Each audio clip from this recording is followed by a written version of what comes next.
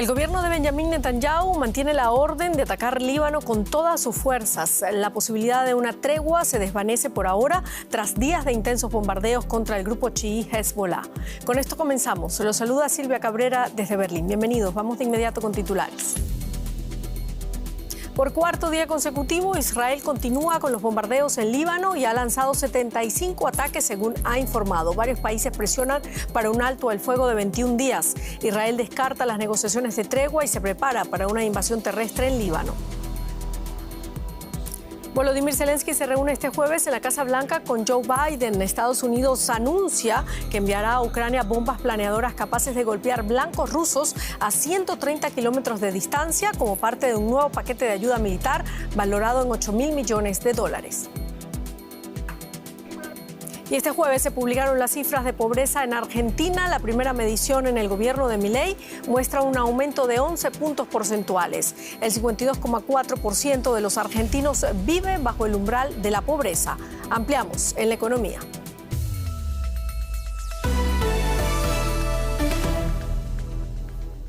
Bienvenidos. Crece la incertidumbre sobre el futuro más inmediato del Líbano mientras aumentan los llamamientos internacionales para un alto el fuego. El primer ministro Benjamín Netanyahu no ha respondido formalmente a la propuesta de tregua de 21 días hecha por Estados Unidos, Francia y otros aliados, incluidos países árabes, pero ha ordenado al ejército que siga combatiendo a Hezbollah con toda su fuerza. Hezbollah, por su parte, prometió seguir luchando contra Israel hasta el fin de la agresión en Gaza, mientras una invasión terrestre en Líbano es cada vez más probable. El ejército israelí ha llevado a cabo más de 2.000 ataques aéreos en Líbano desde el comienzo de la semana.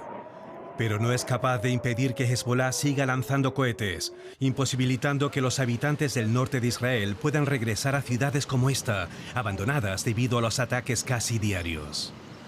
Ahora que los tanques se dirigen a la frontera, parece que Israel se dispone a enviar fuerzas terrestres para que consigan lo que la aviación no ha logrado. Ustedes van a ir allí y van a destruir al enemigo. Eso permitirá que la gente en el norte vuelva a sus casas. Las autoridades israelíes han manifestado que su objetivo es expulsar a Hezbollah al otro lado del río Litani, en el sur del Líbano, creando una zona de separación que el Consejo de Seguridad de la ONU solicitó en 2006 al término de la última guerra entre Israel y el movimiento islamista. Esta zona es actualmente un bastión de Hezbollah. Aunque Israel ha eliminado a muchos de sus comandantes, debilitando así al movimiento islamista, se cree que aún cuenta con entre 40.000 y 50.000 combatientes y un arsenal de 150.000 cohetes. También se cree que Hezbollah ha construido una amplia red de túneles, tal y como se ve en sus videos propagandísticos. Según las estimaciones israelíes, podrían extenderse por cientos de kilómetros. Los expertos afirman que Hezbollah supondrá un desafío aún mayor que Hamas. Las fuerzas de Hezbollah están mucho más preparadas para el combate. Son mucho más sofisticadas en términos operativos, aunque en cierto modo operan como Hamas. No obstante, Hamas nunca se había enfrentado a un combate de tan alta intensidad, mientras que Hezbollah sí. Aunque el ejército israelí se ha preparado durante años para esta guerra, sabe lo costosa que va a ser. El pueblo libanés también se vería obligado a pagar el precio de una invasión terrestre. Los bombardeos ya han causado centenares de muertos, mientras que decenas de miles de personas han huido del sur del Líbano para ponerse a salvo. Los desplazados, como estos en Beirut, no confían en que se produzca un alto el fuego.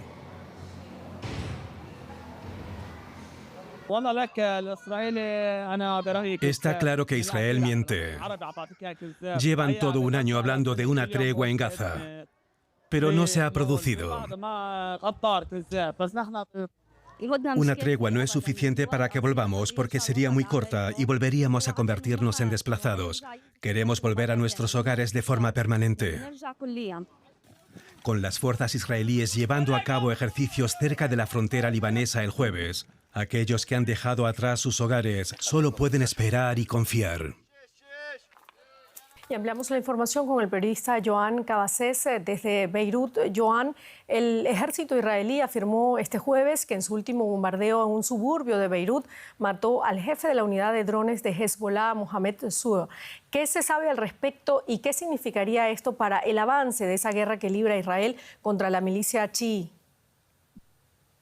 Hola, ¿qué tal? Bueno, pues lo que sabemos es que efectivamente el ejército israelí da por confirmada la muerte de este destacado comandante de Hezbollah, y lo que significa es la continuación de este degoteo de comandantes de Hezbollah que Israel está eliminando durante los últimos días. Esto, por supuesto, es una evidencia más de la capacidad de inteligencia del ejército de Israel a la hora de localizar y de atacar con ataques de precisión en la capital del Líbano, Beirut. Hay que decir que en ese sentido Hezbollah está muy preocupado en los últimos días y semanas por esta supuesta infiltración que Israel parece tener con potencialmente gente dentro de Hezbollah que está pasando información al lado israelí. Hay que tener en cuenta que otros ataques recientes de Israel en Beirut han sido mucho menos precisos. El bombardeo contra Fuad Shukur, el más alto comandante de Hezbollah, en el 30 de julio supuso el derribo de todo un edificio residencial en una zona densamente poblada y la muerte de 50 personas. En el caso de hoy, sin embargo, ha sido un ataque más preciso en el que solo se ha visto afectado un apartamento de un edificio. Bueno, en medio de esos combates, la gente, ¿cuál es la situación humanitaria de los refugiados que han ido hacia el norte y hacia Siria, por ejemplo? Es, por supuesto, una situación desesperada porque muchos de ellos se están yendo de sus casas sin respuestas sobre el futuro. Además, cuentan que no solo han perdido sus casas, sino que han perdido el medio de vida, porque Israel está también bombardeando campos agrícolas. A esta hora son más de 200.000 las personas que han huido hacia el norte, alejándose de Israel, y se registran también más de 350 refugios para hospedar a parte de esta población. Pero estos refugios son insuficientes y vemos como en muchas ciudades, como por ejemplo en Saida, a apenas 3/4 de hora en coche del sur del Líbano, hay mucha gente que está pasando las noches en la calle. También hay que hablar, como indicáis, de la situación de los refugiados sirios. Muchos de ellos se fueron de su país por la guerra en Siria y ahora se encuentran de nuevo en el frente de batalla. Y muchos de ellos explican cómo perdieron su hogar en Siria y ahora han perdido también su hogar en Líbano. Hay que decir que en las últimas fechas se calcula que son 22.000 las personas que han viajado desde Líbano hasta Siria, donde la guerra continúa. Joan, ¿se ha posicionado Hezbollah con respecto al plan de paz presentado en el Consejo de Seguridad por varios países? Hezbollah, al menos que a mí me conste, no se ha expresado públicamente en relación a esta propuesta de alto el fuego, y seguramente no lo va a hacer por no perder la cara delante de sus seguidores. Sí sabemos, sin embargo, o nos consta que está participando de una manera u otra en estas negociaciones por un alto el fuego entre Israel y Líbano, en la que participan también Estados Unidos y Francia. Prensa israelí, sin embargo, informa esta noche que diplomáticos occidentales están crecientemente frustrados por su incapacidad de convencer a Netanyahu con la idea de un alto el fuego en Líbano, no solo en Gaza. Ellos dicen que Netanyahu adopta posiciones distintas cuando habla con Occidente a cuando habla con sus compañeros de gobierno en Israel. Hay que recordar que en el gobierno de Israel hay elementos de extrema derecha que han anunciado recientemente, que han insistido además, porque ya lo habían anunciado en el pasado, que si Israel firma un alto el fuego, ya sea en Líbano o ya sea en la Franja de Gaza, van a dejar caer el gobierno de Netanyahu. Muchísimas gracias, Joan Cabasés, desde Beirut. A vosotros.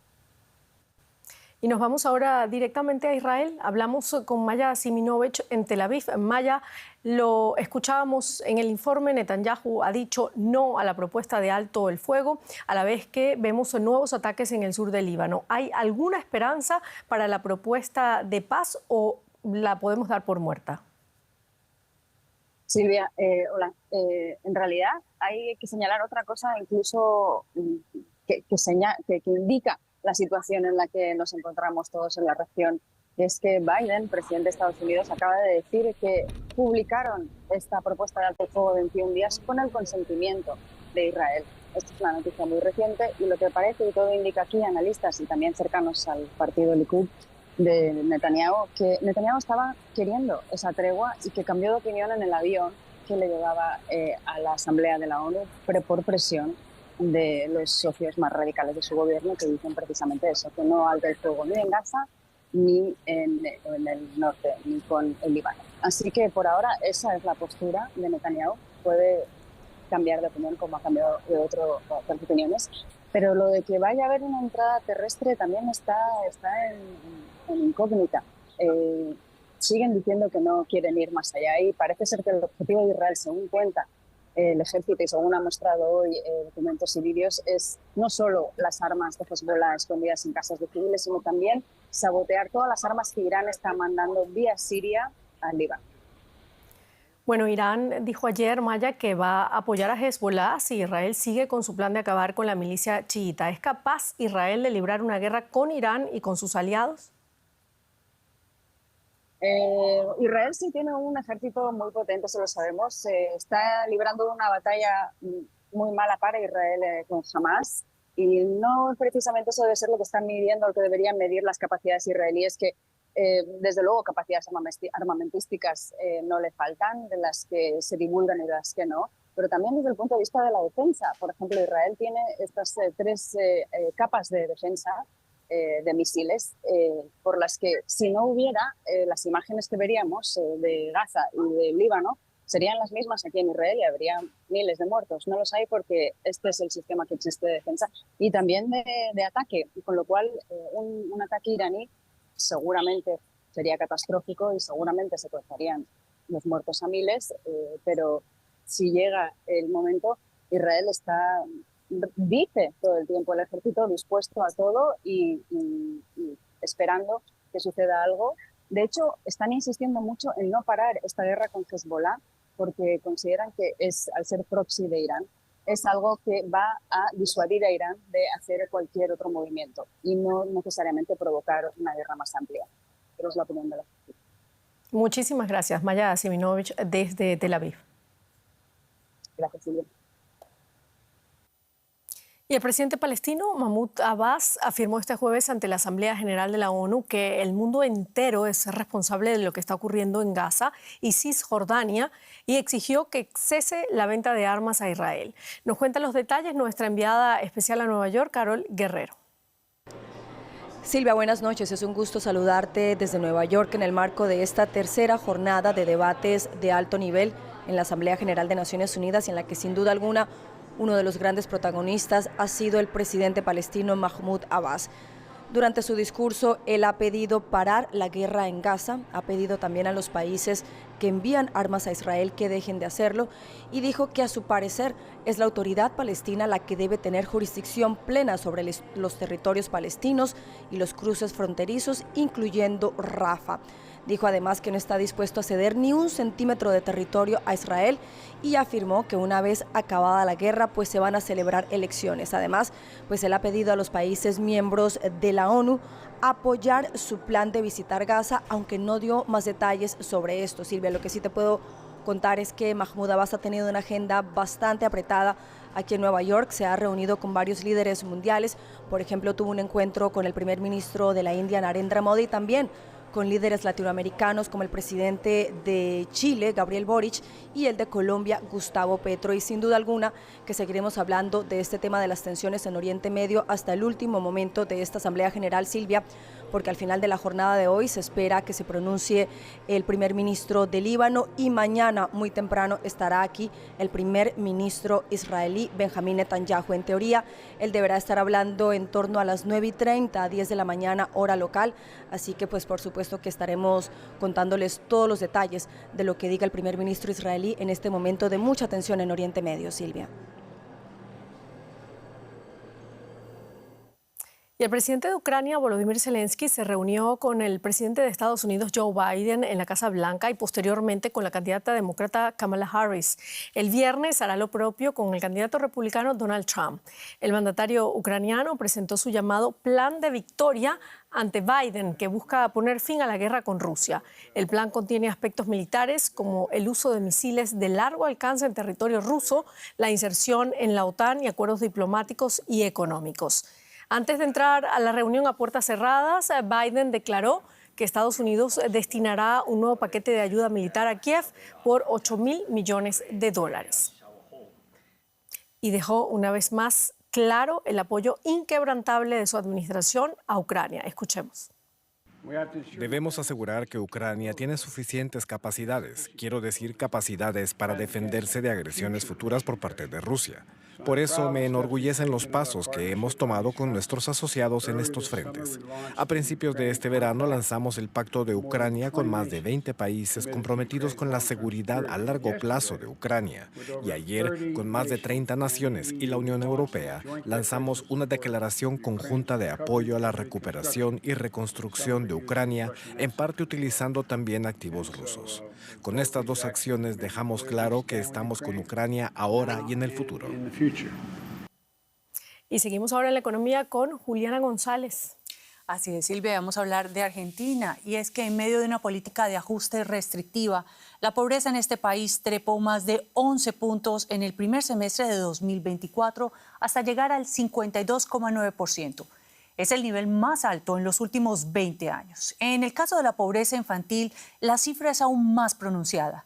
2 de cada 3 menores de 14 años son pobres. Además, en los primeros 6 meses del gobierno de Javier Milei, la indigencia llegó al 18%. Son datos del Instituto Nacional de Estadística y Censos. Acá vive Irma Casal. De 53 años, trabaja recogiendo basura y cartón en Buenos Aires y apenas llega a fin de mes. Mejor dicho, que desde que subió este gobierno, a nosotros nos lo bajaron el trabajo, trabajamos el doble por menos. Y tenemos que seguir porque yo ya le digo, ¿no? Con la edad que yo tengo ya no me van a dar trabajo en otro lugar. Sé todo arrastrar un carro y nada más. Entonces sigo poniendo pecho y le sigo yendo. En el segundo semestre de 2023, el 41,7% de los argentinos vivían en la pobreza. Según la Universidad Católica Argentina, este año alcanzó el 52%. Ahora, si uno mira la película muestra un deterioro en el primer trimestre, una situación que tiende a aliviarse, no por aumento del empleo, ni por mejora en las remuneraciones, sino porque no cae el empleo, porque se mantiene el nivel de ocupación con muy poquito desempleo, pero baja fuertemente el valor de los salarios en un contexto de política de ajuste. Los recortes sociales del gobierno afectan sobre todo a los más desfavorecidos. Al mismo tiempo, los mercados celebran el plan de austeridad de Milei, que busca reducir el endeudamiento del Estado. Hasta el momento, las medidas de ajuste agravaron la recesión en Argentina, mientras el gobierno espera que la economía se reactive. Para ampliar este tema, invitamos a Luis Campos, investigador del Instituto de Estudios y Formación de la CTA, que nos acompaña desde Buenos Aires. Un gusto saludarlo, señor Campos. No hay duda de que el gobierno de Javier Milei heredó una situación de descontrol de la inflación y del gasto público, pero revisando las cifras de pobreza creada en los gobiernos kirchnerista y el macrista, estos son casi la mitad de lo que se ha creado en estos 6 meses de Milei. ¿No está creando así el presidente con su plan de austeridad, un nuevo problema al disparar las cifras de pobreza e indigencia? Está creando un problema mayúsculo. Se está hipotecando la vida futura de millones y millones de argentinos y de argentinas, y de hecho es una consecuencia buscada del programa de ajuste que básicamente se basa en profundizar la recesión como forma de contener el inflacionario. Y además, sin adoptar ningún tipo de medidas paliativas respecto de los sectores de menores recursos. De hecho, el gasto social destinado a los trabajadores y trabajadoras de la economía informal, por ejemplo, cayó de una manera brutal. Las prestaciones sociales de los programas de empleo se redujeron más de un 60% en términos reales. Y bueno, lo que estamos viendo es una consecuencia de políticas que se decidieron hace varios meses y que se están llevando a la práctica en la actualidad. Señor Campos, ¿y en ese escenario se vislumbra acaso una recuperación de los ingresos? No, definitivamente lo que estamos viendo es un comportamiento muy heterogéneo en materia de ingresos. Los trabajadores y trabajadoras del sector formal de la economía sí están teniendo algún crecimiento mensual, pero en el caso del sector público, que representa 1/3 del total de los asalariados, estamos hablando de una caída de los ingresos en términos reales superior al 20% en 6 meses. Y en el caso de los trabajadores y trabajadoras del sector informal, es decir, los que no tienen la cobertura de convenios colectivos de trabajo, de la representación de los sindicatos, la caída es aún mayor, que de vuelta es algo que se ve, que es una consecuencia de, o sea, lo vemos en estos índices de pobreza e indigencia, que son pobreza e indigencia por ingresos, con lo cual claramente estamos viendo ahí que la recuperación de ingresos definitivamente no es algo que se vaya a sostener en el tiempo. Y a propósito de los ingresos, ¿qué tan lejos está un argentino medio para poder salir precisamente de la pobreza o de la indigencia?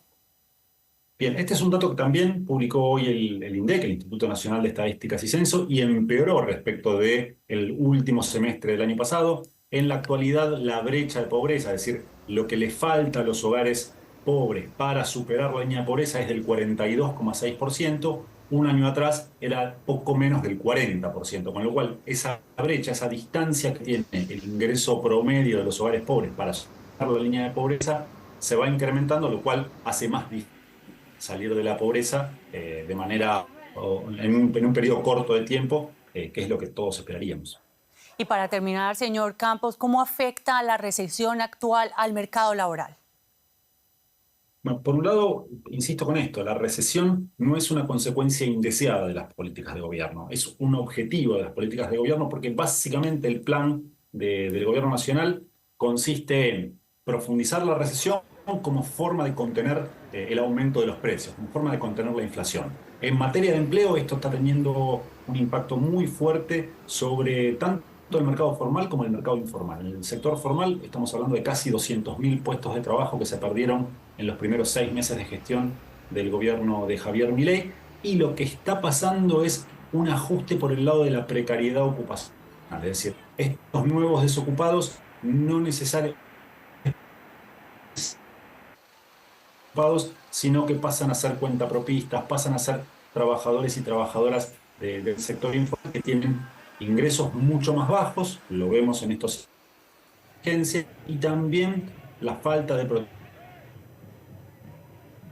laborales, lo cual nos habla de una sociedad que cada vez se enfrenta a problemas también más.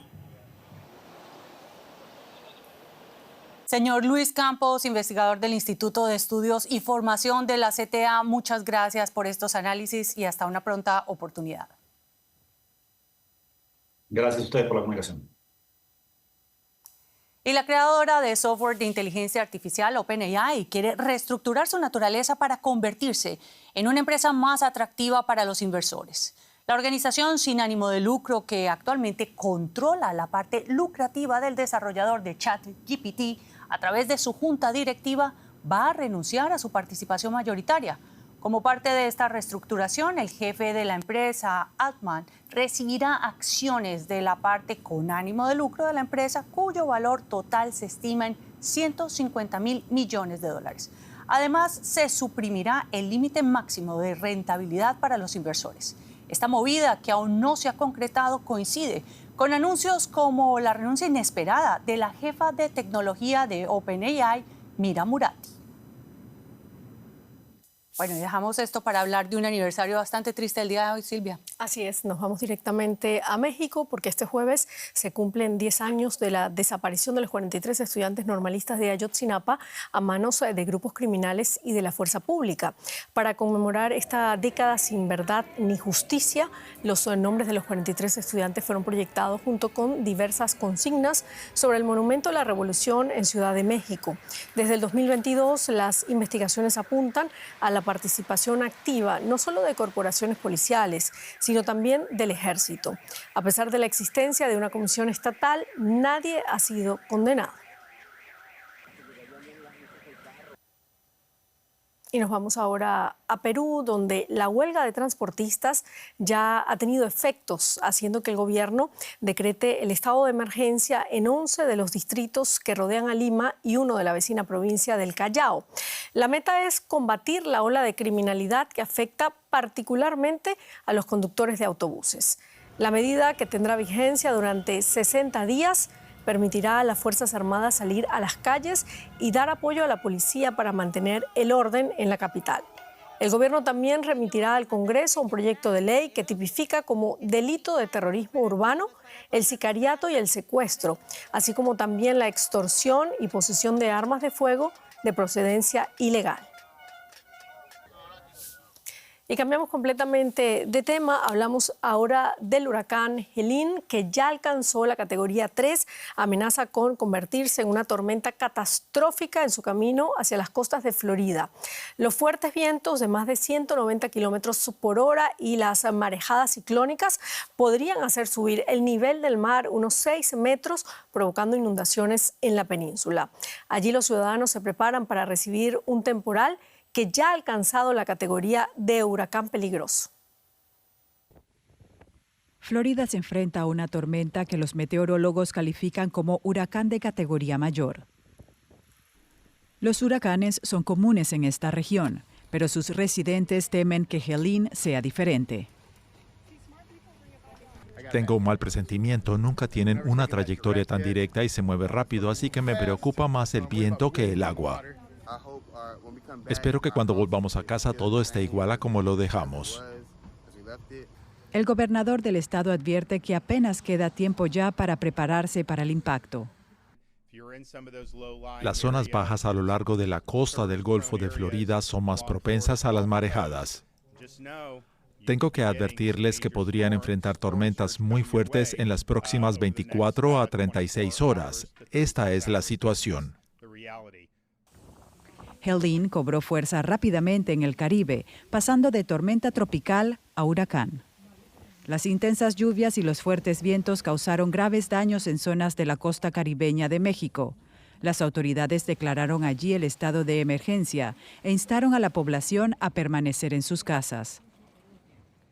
Del mismo modo, más de 40 millones de habitantes del sureste de Estados Unidos están ahora bajo aviso por huracán y tormenta tropical. Y en Japón, un tribunal absolvió al condenado a muerte más antiguo del mundo. Iwao Hakamada pasó 56 de sus 88 años de vida en el corredor de la muerte, tras ser condenado en 1968 por el asesinato de su jefe, la esposa de este y sus 2 hijos.